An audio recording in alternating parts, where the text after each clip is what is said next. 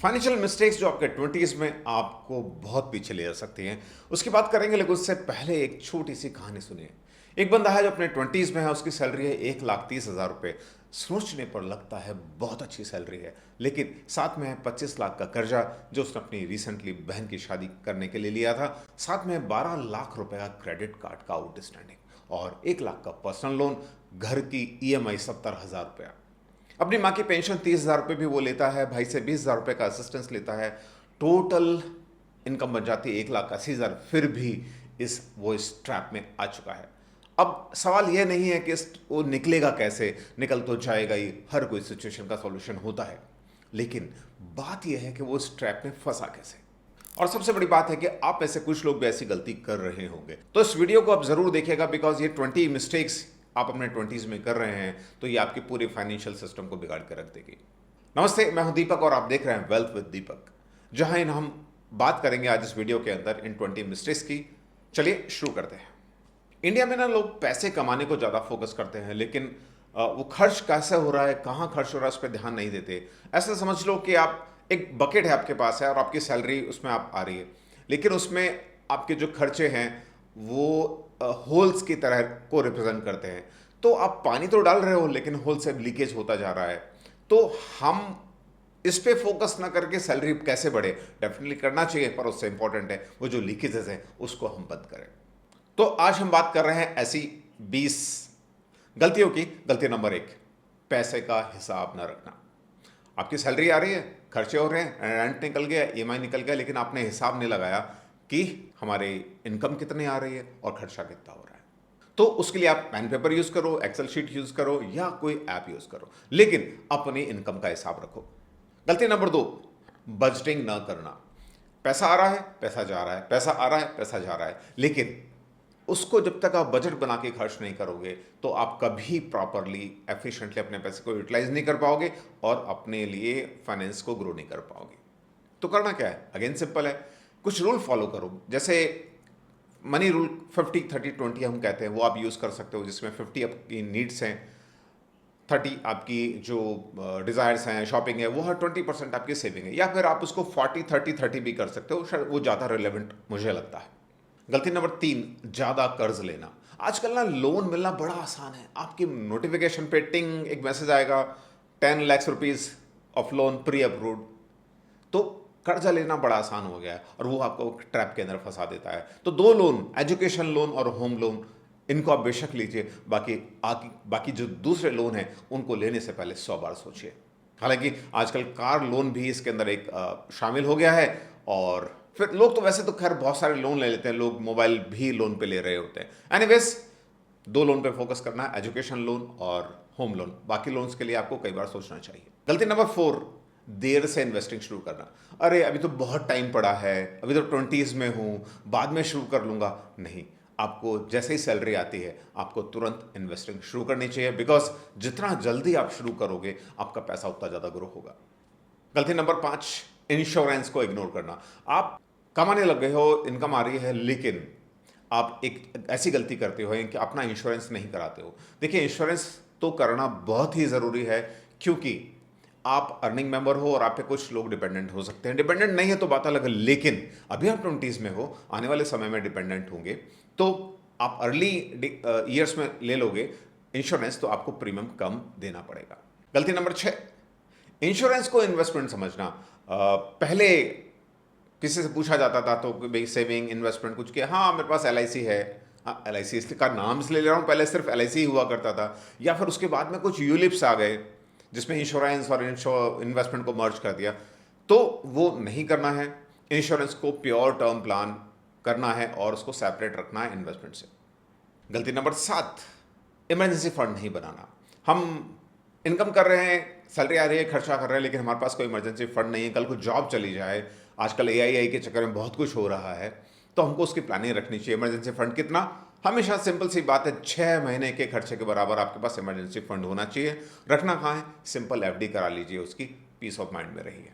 और जब तक इमरजेंसी फंड क्रिएट नहीं हो जाए ना, आप इन्वेस्टमेंट शुरू मत करिए।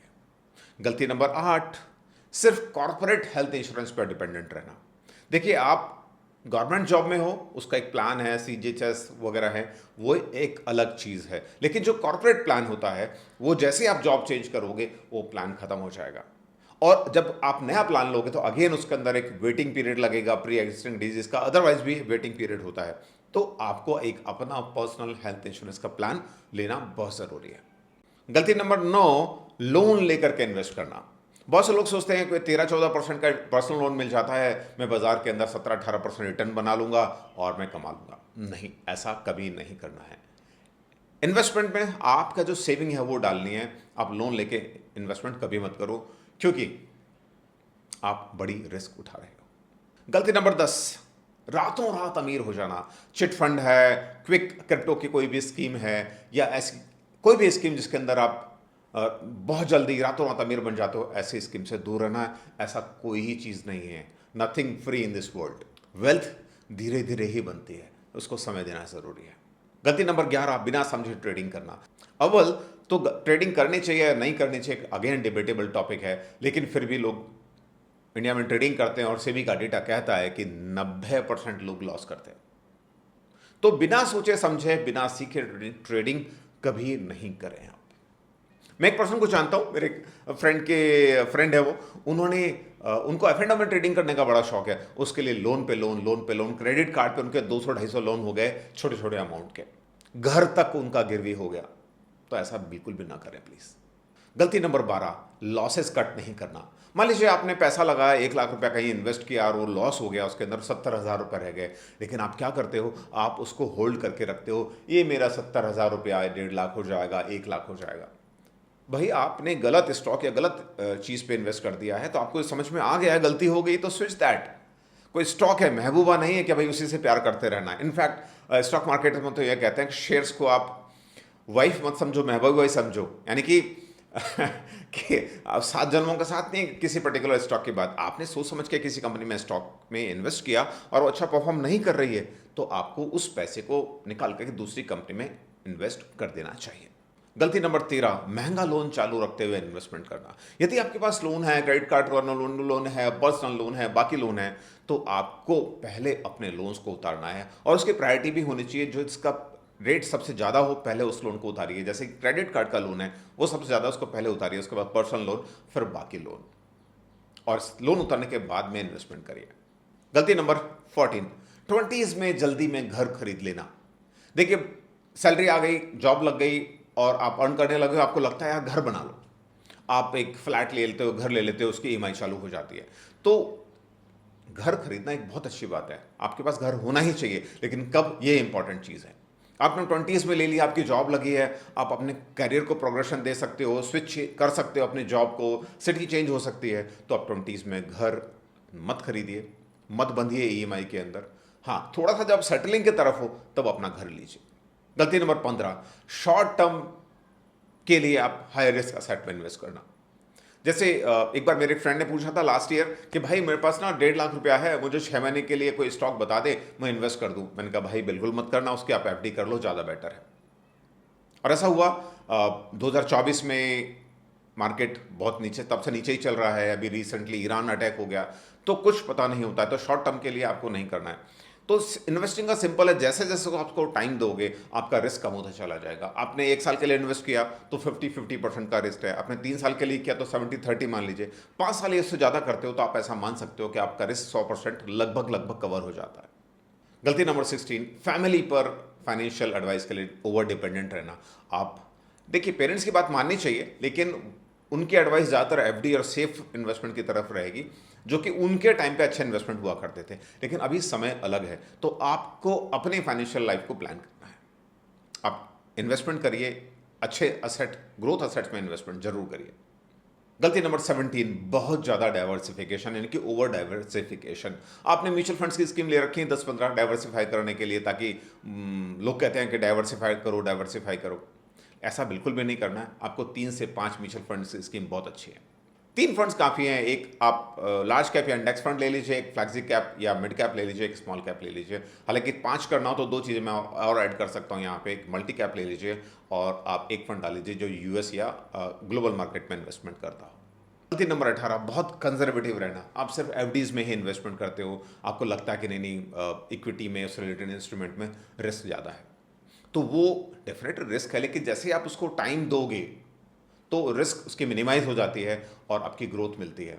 तो इसलिए चूंकि अच्छा रिस्क भी है, भी मान लिया रिस्क है, लेकिन आप 20s में हो, आपके पास 20 साल कम से कम है कवर करने के लिए, और आप 20 साल के अंदर वो रिस्क जो है बहुत कम हो जाएगा, ऑलमोस्ट खत्म ही हो जाता है 5 साल के बाद। तो इसलिए थोड़ा सा रिस्क लेकर के हाई ग्रोथ में इन्वेस्टमेंट जरूर करिए। गलती नंबर 19, फ्यूचर एक्सपेंसेस को अंडर एस्टिमेट करना।